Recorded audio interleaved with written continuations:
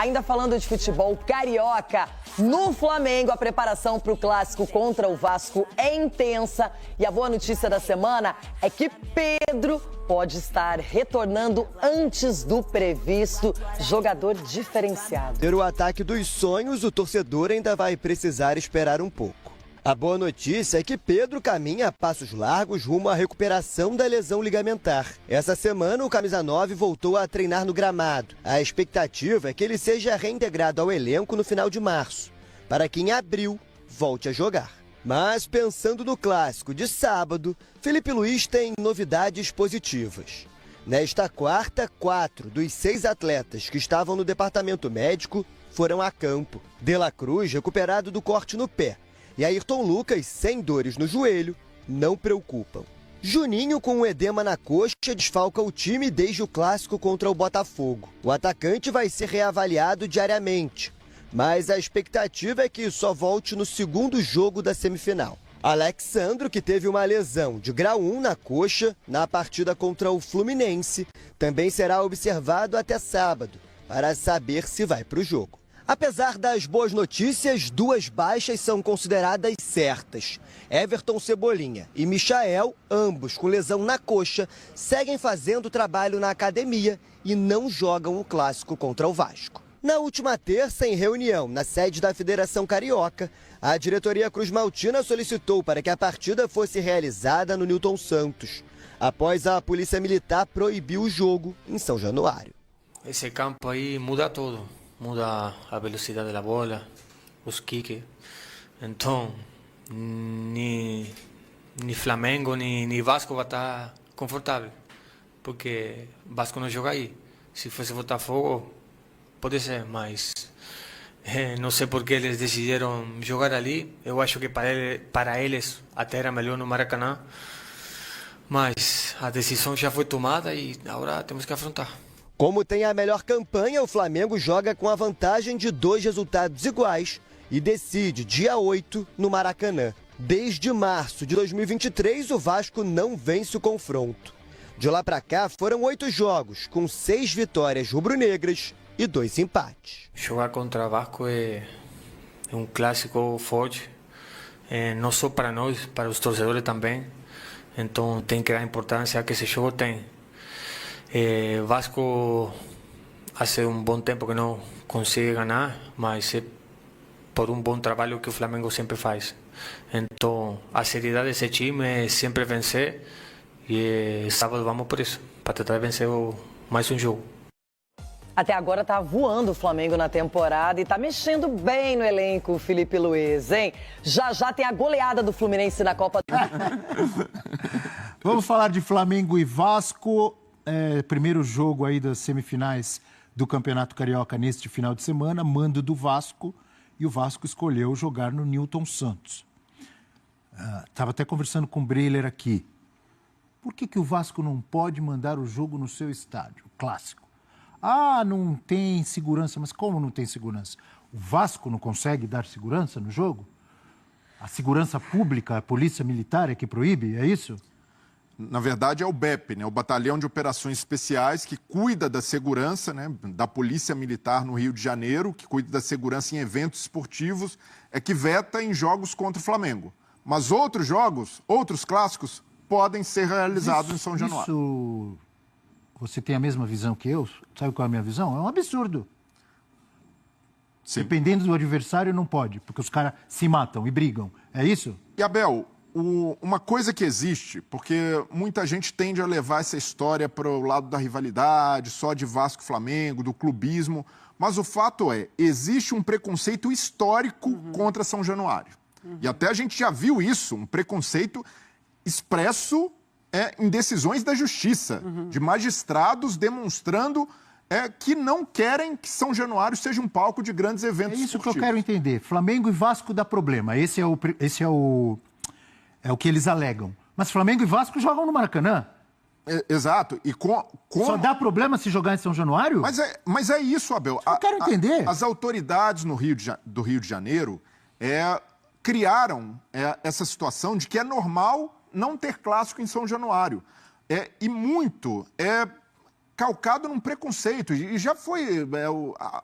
algumas decisões da Justiça expressam isso claramente, que São Januário está no entorno de uma comunidade, a comunidade da Barreira, e isso gera um fator de insegurança. Mas quantas vezes a gente já viu no Maracanã jogos comuns, que nem são clássicos, terminarem em brigam em frente ao Maracanã, brigam no metrô, brigam na rua, brigam longe. Houve uma...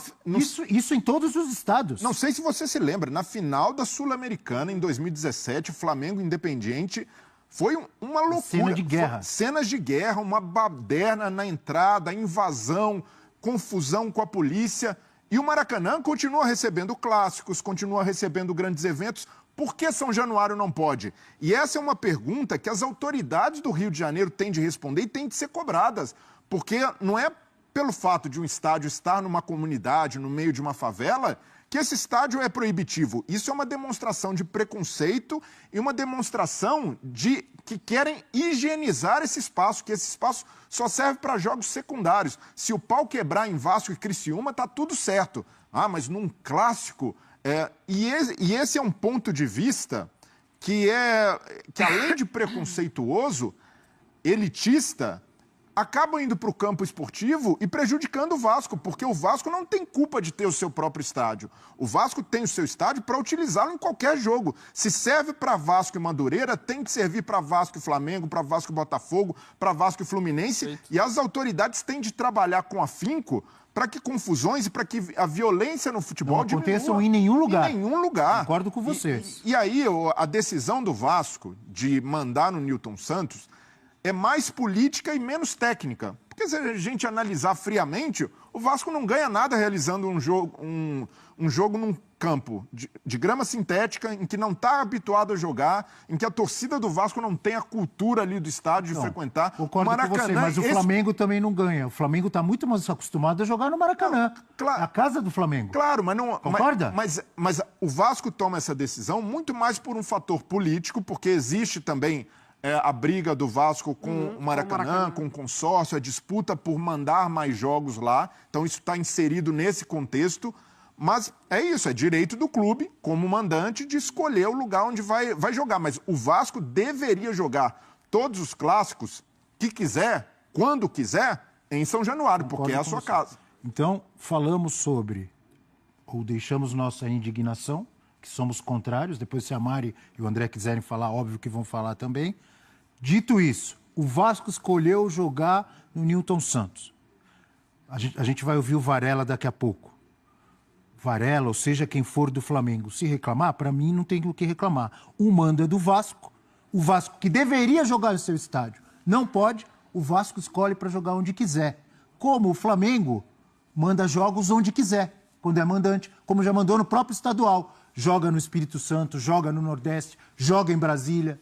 Não é isso? E o Vasco tem o mando de campo. Ele joga onde ele quiser, o Flamengo não tem que reclamar. E vamos pontuar também, além das autoridades do governo do Rio de Janeiro, da Polícia Militar, a grande responsável também por isso é a FERJ. Porque a FERJ olha isso passivamente e simplesmente obriga o Vasco a levar o jogo para outro lugar, sem fazer o papel que deveria ser da federação, de cobrar a segurança das autoridades, que é um clube filiado e um clube que tem direito de mandar seus jogos em casa, seja ele qual for. E essa, nem que seja, reduz a capacidade... Vai ter 5% de torcedor flamenguista e que haja reciprocidade no Maracanã quando o Vasco jogar. Mas deveria se encontrar uma solução para isso. Não pode se normalizar que um estádio seja proibido de receber clássico ou proibido de receber um clube específico, uma torcida específica. Isso não existe. Eles, não sei, acabam... usando aquele ditado antigo, né? Tapando o sol com a peneira. Infelizmente, as confusões continuam acontecendo. O Vasco sendo punido pela incompetência alheia, né? Como acontece em São Paulo também, que a solução, entre aspas, que acharam, já faz anos, torcida única nos clássicos. E as torcidas continuam brigando, continua morrendo gente, nem sempre em clássicos paulistas, como aconteceu lá naquele confronto de torcidas do Palmeiras e do Cruzeiro, enfim... Até por parte do Vasco foi explicado, né? Porque o próprio Coutinho se colocou nesse manifesto que o Varela cita sobre os gramados sintéticos, e ali também é uma opinião pessoal do jogador, e o Vasco ele tem que tomar decisões pensando no clube, pensando no coletivo. E é muito importante da gente pontuar, que é tudo isso que o Brelli falou. essa decisão só foi tomada porque o Vasco precisou encontrar uma solução por estar sendo prejudicado, de não poder mandar a partida dentro do seu estádio, de não poder aproveitar o mando de campo para jogar contra o Flamengo, tudo que a gente sabe, o que o time da casa se sente e faz questão de jogar dentro do seu estádio. Então, assim, o Flamengo ele teria uma condição muito favorável se o Vasco mandasse o jogo no Maracanã, isso é muito óbvio, né? Então, assim, se sente prejudicado de alguma maneira e tenta usar desse discurso para inflamar muito mais acirrar muito mais essa disputa.